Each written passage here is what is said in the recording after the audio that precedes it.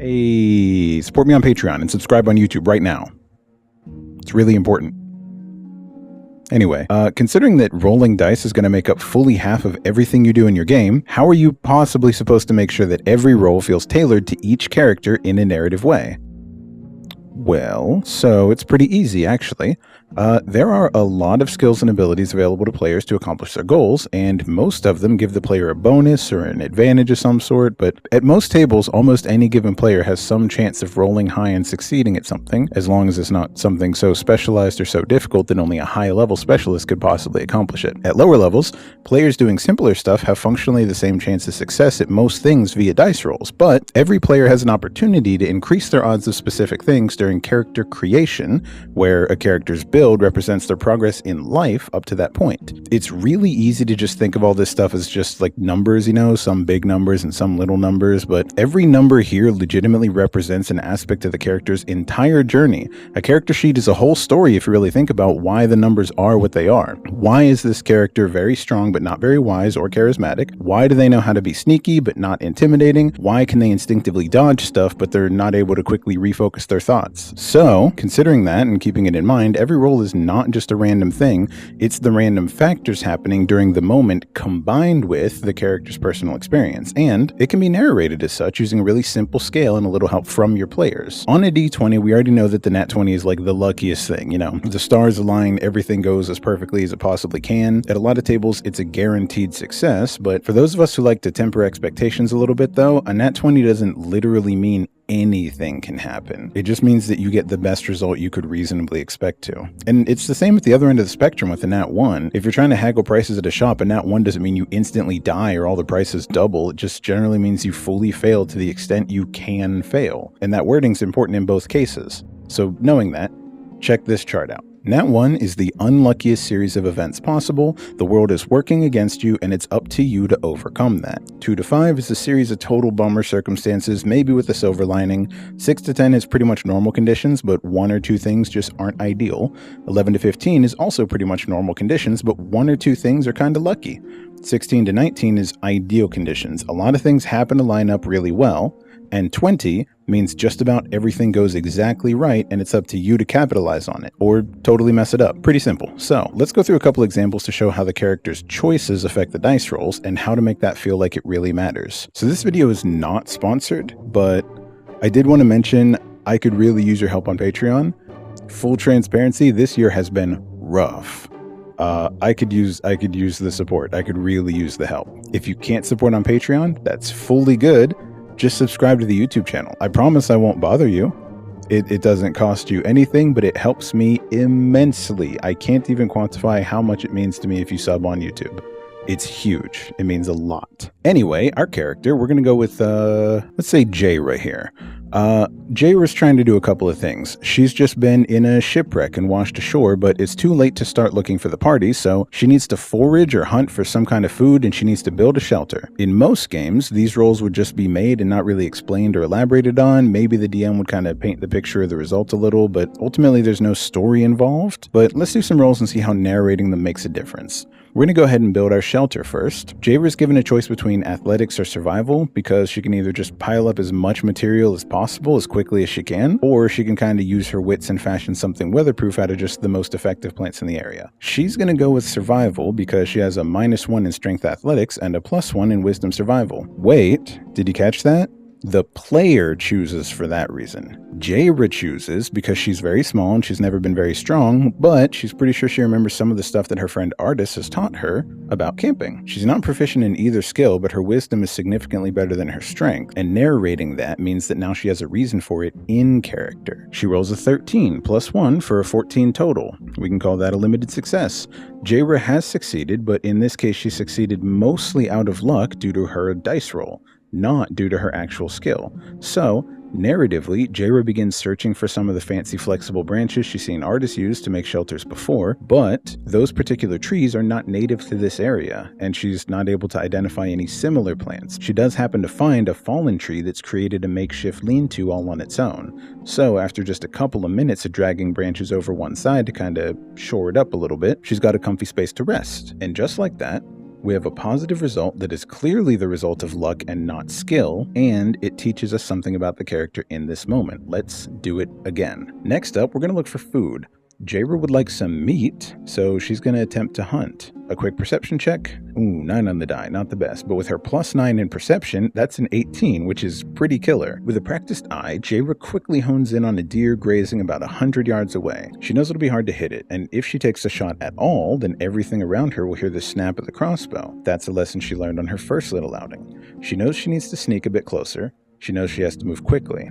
So to make sure she doesn't lose sight of it, she makes a mental note of the shape of the trees framing the location that it's standing in, and gently rubs her eyes a little to accelerate them acclimatizing to the darkness just a little bit. There we go. That's a not ideal luck on perception, but tempered with a lot of experience looking for things. Unlucky because the only thing she found was far away, but her experience has taught her how to keep track of her sightline in the low light and how to gauge distance to know that she needs to be closer. Stealth check. Fuck. That is a nat 1. Alright, well, that's bad. As a halfling, she can just re-roll this nat 1 and succeed on pretty much any other number. Fuck! Okay, that's another 1, but it doesn't matter. Jayra has a +11 to her stealth, which even on a nat 1 means a total of 12. 12 is not the worst stealth score, and in 5e, it just so happens that the stat block for a deer has their passive perception at 12. In cases where a player is rolling to oppose a creature or an NPC's passive score, the player wins on a tie. So in fact, in this situation, despite rolling a nat 1, Jayra actually still sneaks up on the deer. Mechanically, that's completely fair because that is the result of the player's build choices. And narratively, that's so rewarding for this player. Jayra attempts to move quickly and quietly to close the distance between herself and the deer, but just about everything seems to be working against her. The grass is wet, there's plenty of loud, sticky mud all over, it causes her to get stuck several times. There are little branches lying all over the place, and in the evening twilight, they blend perfectly in with the grass and mud, leading to her accidentally stepping on them several times. Each time, the deer looks up, seems to get kinda spooked and prances off, but only maybe 50 feet before stopping and looking around and ultimately not seeing her. It takes much longer than she expected, but she does eventually sneak up to be within about 70 feet of the deer. Her small size, her years of experience, and her determination have prevailed against all odds. Truly, anyone else in her party would have failed at this moment. But, thanks to her exceptional expertise, she's pulled it off. That is something unbelievably important to your players. That is an acknowledgement of the many, many, many choices they've made in building their character. Jayra is a halfling level 10 assassin rogue, meaning this player chose to make Jayra a halfling, chose to make her a rogue, and then chose to keep investing in the rogue class instead of multiclassing, chose to give her proficiency and then expertise in stealth and not any number of other skills, chose to invest in her dexterity over time, chose to give her a crossbow and not just daggers or a rapier so she could shoot at a distance, chose to give her sharpshooter instead of an ASI or any of the other dozens and dozens of feats. They chose all those things. The entire character in this state is a result of choices based on even more choices. And by narrating why all those choices led to this moment, you're validating every single one of them. You're paying off months, or at level 10, more likely years of work that the player did building this character exactly this way to do exactly this thing. The entire point of the character is to be good at this one thing. And to that end, the player has made choices over and over to reinforce that instead of choosing 10,000 other possibilities. And as the DM, it's up to you to acknowledge and validate those choices. And because of Jayra's build, there's immediately another opportunity to do the exact same thing because she still needs to take her shot. Jayra's an assassin, so she gets advantage on her attack against any creature that hasn't acted yet, and if she hits the deer at all, it's automatically a critical hit thanks to the Assassinate class feature. Normally, she would have disadvantage against the creature at this range. That's why I said 70 feet and not 30. But she does not incur that penalty thanks to her sharpshooter feat. Again, Jayra dual wields hand crossbows, so her damage is 1d6 for those, 1d6 plus 3 on a normal day. Deer in 5e have 4 HP, which means if she hits at all, she's guaranteed to instantly kill the deer. even without the sneak attack or the crit. It's still not impossible for her to miss at this point. It's just phenomenally unlikely. I mean, hell, she even has the lucky feat from being a halfling, so she can only miss the deer if she rolls a 2, 3, 4, or 5 twice. And at that point, I feel like she'd just use her bonus action to offhand attack with her other crossbow, which that means she only has about a 0.16% chance of failing this roll. That's 624 to 1 odds. All that to say, it would be 100% reasonable to just be like, no roll needed. Jayra is built for this moment, and the deer literally never knows what hit it. It dies instantly while sniffing at a nearby flower, and it doesn't even make a sound. But it would also be completely reasonable to make the player roll here with the understanding that, yeah, Jayra is probably going to kill the deer, unless something catastrophically unlikely happens, which would be a hell of a thing after all the quiet tension and validation of her total expertise in the previous moment. Just imagine your player rolling 4 times in a row on these attacks and never hitting above a 5 or hitting a 1 to trigger a reroll. After successfully sneaking in spite of a nat 1 moments earlier, you shoot. The first bolt arcs beautifully at the deer's head, but it snaps to look right at you, and as it does, its antler hits the bolt and sends it darting back towards you. It pierces through part of your clothing and armor, pinning you to the ground for a moment, but your other arm comes up instantly and fires the next shot. You're surprised, but you're still a professional. As the second bolt rockets toward the deer's face, it turns again, this time to flee, and again your bolt ricochets, this time off the hoof, arcing high into the air before dropping straight down at you. It buries itself almost fully in the mud, less than an inch from your face, and you watch as the deer dashes off into the tree line. Well, at least you still have that trail mix, right? This is one hypothetical example out of millions of potential moments. The point is just any dice roll could be as important or unimportant as you make it, but nothing will ever be as important as acknowledging the choices your players make and ensuring that it's clear when their success comes from hard work versus when it comes from dumb luck. And the same's true of their failures. Alright, last thing, I promise. A high roll shouldn't automatically mean that the result is successful because of luck alone. If Jayra needed to beat a 12 stealth check and she rolled a 17 on the die plus her 11 skill points for a total of 28, she would have had a very easy time sneaking up, but she didn't succeed because of the roll. She would have succeeded anyway. Hey, so I originally had a really short section here talking about when and why rolls fail according to luck or skill, but I only really explained about half the scenarios, and ultimately it was a little abstract. So here's a chart instead, and this is going to be the easiest way for you to judge whether you should narrate a roll as being lucky or unlucky or skillful or unskilled. At a basic level, either the player succeeds or fails, that's obvious, but there's 4 different ways to succeed. A high roll with high skill, a high roll with low skill, a low roll with high skill, or a low roll with low skill. In any situation where the PC has a lot of skill at something, and they succeed at that thing, the skill they've invested in should be highlighted as the main reason for that success. If they aren't very good at the thing, but they succeed anyway due to a high roll, then they obviously succeeded due to luck. And specifically, if they roll bad, and they aren't very good at the thing, but they still succeed, then that's obviously just a really low DC, and you probably shouldn't have bothered to make the roll for it anyway. But if you absolutely had to, that's fine. Just don't waste a ton of time narrating. It's clearly a pretty mundane thing. You don't have to call attention to an easy roll. This only really comes up if there's the potential for something really bad to happen, but it's not very likely. Like, this isn't about how good or lucky the PC is, it's just about not totally fucking it up. So long as they succeed, there isn't really anything to talk about in that specific case. Similarly, if your player fails despite having a lot of training and experience at something, then it doesn't matter how good or bad the roll was, the failure should probably be narrated as a matter of bad luck rather than bad training. At the least, you should give a nod to the PC's experience and just mention that despite their significant knowledge, they're just not able to execute this time.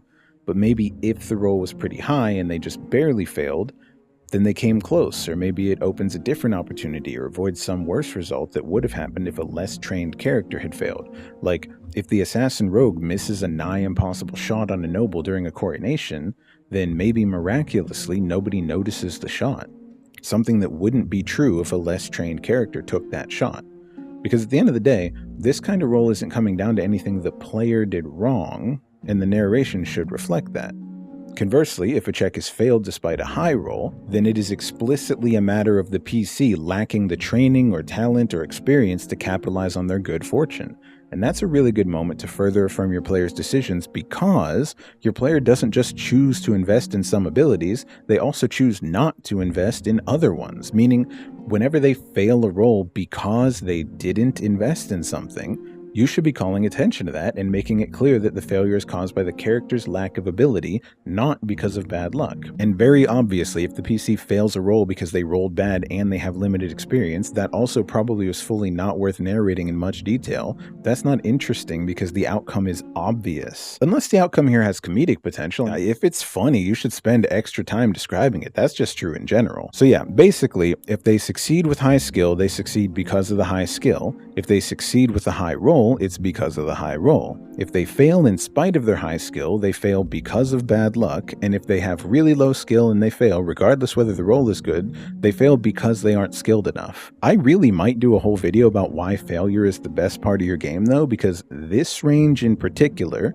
is the biggest opportunity for giving your players a spotlight or a new plot hook or a chance to explore their backstories out loud. It's the most interesting thing that happens in any game, and that is true of all tabletop games, not just D&D. Anyone who's played longer than a year or two knows, failing a roll despite your explicit expertise is the key to top-tier character moments. But there's one last problem you've probably been considering already. The whole game is rolling dice. You roll for everything. In any given session might have a dozen rolls for each player, depending on what's going on and how you're running it. How is it remotely practical to put this level of thought and description into every single roll? Duh, it isn't. You can't narrate and explain every roll fully, with respect given to the whole backstory and character sheet and all that. What you can do, though, is just mention as part of the description what contributed to the outcome. Stealth roll, DC 17, 6 on the dice plus 5 on the skill for a total of 11. Roll failed. You're actually not doing a terrible job stepping lightly, but the ground is so wet that every step makes a loud sucking noise and your foot sinks into the mud. Athletics check, DC 10, 12 on the dice, minus 2 because of the bad strength score for a total of 10. Roll succeeded. For just one moment, your brittle bones align and you lift, your form so perfect it would make the hardiest bodybuilder weep in jealousy. Attack roll, nat 20 on the dice, plus 8 from the attack bonuses against an AC of 14. Oof. With a practiced flourish, you swing your blade up at his chin through the hole most of these amateurish bandits leave in their defenses, and unfortunately for him, you've all but buried the sword in his jaw before he even knows what's hit him. All it takes is genuinely like a sentence or two, just a quick descriptor of whether the character got lucky or unlucky and was skilled or unskilled. This is not a tip I think most newer DMs really need to worry about, but if you're already pretty knowledgeable about the mechanics and how to run your table and you're just looking for little ways that you can add flavor to your stories, you can get a lot more out of any given role by keeping this in mind. And I promise you, your players will appreciate you acknowledging their character choices. And especially if you're an experienced DM and you're running games for newer players, this can change the landscape of the game for them, because a lot of new players don't really conceptualize their characters much based on the numbers on the page. Newer players, in my experience, tend to imagine who their characters are in terms of personality, but not really in terms of capability. Adding little reminders to what those numbers all mean can make a huge difference in getting newer players to really think about and understand their character's strengths and weaknesses. The difference between having a +3 and a +6 in a skill is practically nothing in terms of the number, but the difference between being talented and being trained is important to acknowledge for the sake of the character, and this is how you acknowledge it every single time. Anyway, thanks for watching. Send help soon, and I'll catch you next time in the dungeon. Bye. I recall it was a young orc rolled up to the front door, unsure what he come for, but he told our crew that a bandit had stolen his mom's sword. He got a reward, he said 15 gold and whatever we could find on the scum's corpse. We took the gig and overlooked the signals that it wasn't what it seemed, and once more we loaded up horses and we set out to head out.